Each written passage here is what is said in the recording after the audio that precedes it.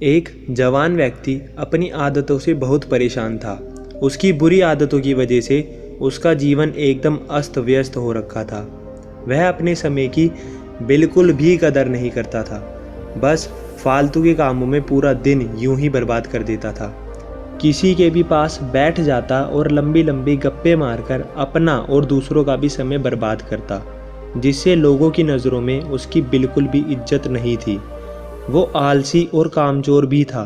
जब भी उसके घर वाले उसे किसी काम के लिए कहते तो वो बहाना मारकर उस काम से बचने की कोशिश करता, और अगर किसी कारणवश उसे वो काम करना ही पड़ता तो वो बिना मन के ज़बरदस्ती उस काम को करता।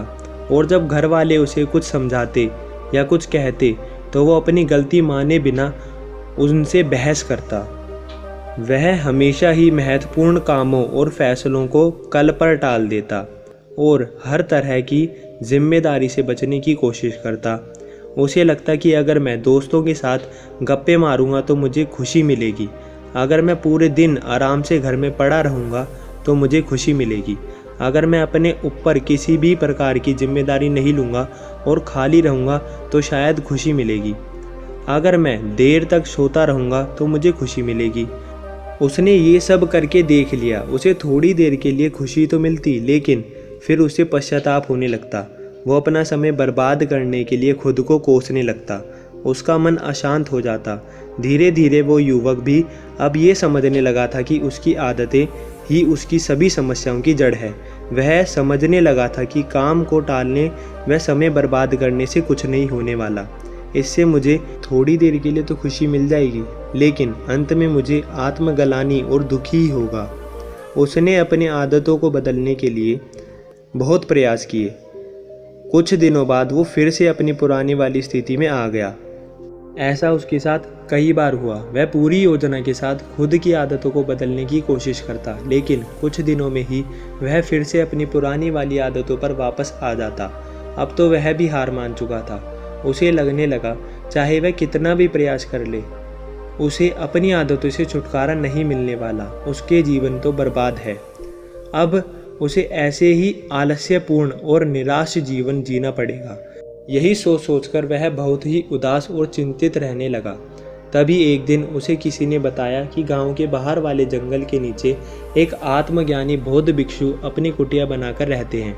तुम उनसे मिलो, उन्होंने बहुतों की समस्याओं का समाधान किया है। वो तुम्हारी समस्या का कोई ना कोई समाधान अवश्य निकाल देंगे। हालांकि उस युवक को भरोसा तो नहीं हुआ, लेकिन वो फिर भी अगले दिन उस बौद्ध भिक्षु की कुटिया में पहुंच गया। वहां पहुंचते ही उसे असीम शांति का अनुभव हुआ। कुटिया के चारों तरफ स्वच्छता और शांति थी। कुटिया के बाहर बने एक चबूतरे पर बौद्ध भिक्षु अपनी आंखें बंद किए ध्यान में लीन थे। युवक ने उनके सामने जाकर उन्हें प्रणाम किया तो भिक्षु ने अपनी आंखें खोली और चेहरे पर हल्की सी मुस्कान के साथ युवक को बैठने के लिए कहा। युवक ने अपनी सारी समस्याएं भिक्षु को बताई कि कैसे वह अपनी आदतें बदलना चाहता है, लेकिन वह हर बार असफल रहता है। भिक्षु ने बिना कुछ बोले पूरी शांति से युवक की बात अंत तक सुनी और फिर मुस्कुराते हुए बोले, तुमने कई बार प्रयास किया, लेकिन तुम अपनी आदतों को बदलने में असफल रहे, क्योंकि तुम उन्हें सिर्फ कुछ ही दिनों में बदलना चाहते हो। तुम कुछ दिनों में ही सब कुछ ठीक करना चाहते हो, और जैसे ही शुरुआत के कुछ दिनों में तुम्हें तुम्हारी मर्जी के परिणाम नहीं मिलते, तुम फिर से पुरानी आदतों को अपना लेते हो। जो आदतें इतने सालों में बनी हैं वो सिर्फ कुछ ही दिनों में नहीं छूट सकती। इसके लिए तुम्हें समय देना होगा। और एक बात हमेशा याद रखो, बुरी आदतों को छोड़ा नहीं जाता, उन्हें केवल अच्छी आदतों से बदला जाता है। जैसे झूठ बोलने की आदत को सच बोलने की आदत से बदला जा सकता है। फिर बौद्ध भिक्षु ने गंभीर होकर कहा, आज मैं तुम्हें 5 ऐसी आदतों के बारे में बताने जा रहा हूँ जिन्हें तुमने अगर अपना लिया तो तुम्हारी पुरानी बुरी आदतें तो छूट ही जाएंगी, साथ ही ये 5 आदतें तुम्हारी ज़िंदगी को चमत्कारी रूप से बदल कर रख देंगी। युवक ने बहुत ही उत्साहपूर्वक भिक्षु से उन 5 आदतों के बारे में बताने के लिए कहा। भिक्षु ने कहना शुरू किया, पहली आदत, किताबें पढ़ना। दुनिया के सारे प्रश्नों के उत्तर किताबों में छुपे हैं, क्योंकि आज जो प्रश्न तुम्हारे मन में उठ रहे हैं आज से पहले बहुत से लोगों के मन में भी वही प्रश्न उठ चुके हैं और उनमें से कुछ लोगों ने उन प्रश्नों के उत्तर खोजे और उनमें से भी कुछ लोगों ने उन उत्तरों को किताबों में लिपिबद्ध कर दिया। तो तुम उस पूरी प्रक्रिया से गुजरे बिना ही सिर्फ एक छोटी सी किताब पढ़कर अपने प्रश्नों के उत्तर पा सकते हो और उन्हें खुद के लिए प्रयोग कर सकते हो। किसी किताब में तुम्हें एक इंसान अपने जीवन का पूरा निचोड़ दे देता है जिससे तुम बहुत कुछ सीख सकते हो और इसके साथ ही किताब पढ़ने से तुम कई नई चीज़ों के बारे में सीख पाओगे, खुद की कमियां जान पाओगे, तुम्हारे मन में नए और सकारात्मक विचारों की जन्म होगा जो तुम्हें तुम्हारे जीवन में आगे बढ़ने में मदद करेंगे। दुनिया का हर सफल इंसान किताबें ज़रूर पढ़ता है, इसीलिए तुम भी आज से सकारात्मक और अच्छी किताबें पढ़ने के लिए समय निकालोगे। ये आदत तुम्हारे जीवन में एक चमत्कारी बदलाव लाएगी। दूसरी आदत, लिखना। लिखना अपने आंतरिक अस्तित्व से जुड़ाव पैदा करने का एक बेहतरीन तरीका है। जब हम लिखने की आदत डाल लेते हैं तो हमारा सच्चा आंतरिक स्वरूप हमें महसूस होने लगता है। लिखने का सबसे बड़ा फ़ायदा ये है कि जब हम लिखने बैठते हैं तो हमारा मन भटकना बंद कर देता है और विषय पर केंद्रित होने लगता है जिसके बारे में हम लिखना चाहते हैं। हमारे मन में हर समय कई बार कई सोच चलते रहते हैं, लेकिन लिखने से हमारे मन के वो विचार पक्के हो जाते हैं। भिक्षु ने अपने माथे पर उंगली रखते हुए कहा, हमारा दिमाग विचार को इकट्ठा कर उन्हें याद रखना नहीं है, बल्कि नए विचारों को पैदा करने के लिए है। और जब हम अपने पुराने महत्वपूर्ण विचारों को एक जगह लिख लेते हैं तो हमारा दिमाग नए विचार पैदा करने के लिए स्वतंत्र हो जाता है। हमारे जीवन में हमें हर रोज़ कुछ महत्वपूर्ण अनुभव होते हैं, लेकिन जब हम उस अनुभव से बाहर निकल जाते हैं तो उस अनुभव का प्रभाव कम होने लगता है या हम उसे भूल जाते हैं। इसीलिए महत्वपूर्ण विचारों और अनुभवों को तुरंत लिख लेना चाहिए, क्योंकि समय पड़ने पर हमें विचार दोबारा याद आए यह ज़रूरी नहीं है। तीसरी आदत, रोज़ ध्यान करने की आदत डालो। ध्यान वो माध्यम है जो तुम्हारी हर तरह की मानसिक समस्याओं का समाधान कर देता है।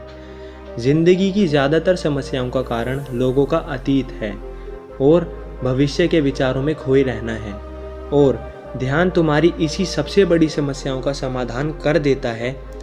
ध्यान तुम्हें तुम्हारे अतीत और भविष्य से खींचकर वर्तमान में ला खड़ा कर देता है, जिससे तुम खुद से सच्चा स्वरूप को महसूस कर पाते हो। इसके अलावा ध्यान करने से हमारा मन अस्थायी रूप से भटकना बंद कर देता है। यही विचारों की तीव्रता कम हो जाती है, जिससे हमारे मन में फालतू के विचार आने बंद हो जाते हैं और हम अपने काम में ज़्यादा देर तक ध्यान दे पाते हैं, जिससे हमारी सफलता की संभावना कई गुना बढ़ जाती है। साथ ही ध्यान करने से हमारा शरीर और मन तनाव मुक्त रहता है और हम अंदर से आनंदित महसूस करते हैं, जिसके परिणाम स्वरूप हमारे जीवन में खुशी और स्थिरता आती है।